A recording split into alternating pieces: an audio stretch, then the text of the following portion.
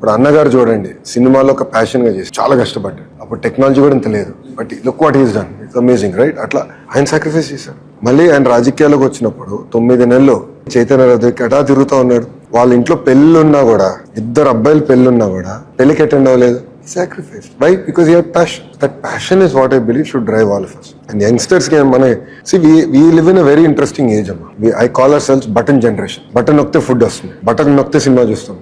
Button నొక్కితే మనకి cab వస్తుంది, బటన్ నొక్కితే నిత్యావసర సరుకులు ఇంటికి వస్తాయి. సో మనం ఏమనుకుంటే మన సమస్యలను కూడా బటన్ నొక్కితే అయిపోవాలి కదా, సమస్యలు పరిష్కారం అవ్వాలి కదా. It doesn't work that way right. నమ్మకం దానికోసం మనం 1 కాదు 10 సార్లు పోరాడాలి. We should discuss, we need to debate. So we need to build that kind of a team passion. That is what is very very important. Only then will succeed. So నా stand ఒకటే, బాబు గారితో పోటీ పడాలి, ఇంకో పక్కన ప్రధానమంత్రి గారితో పోటీ పడాలి.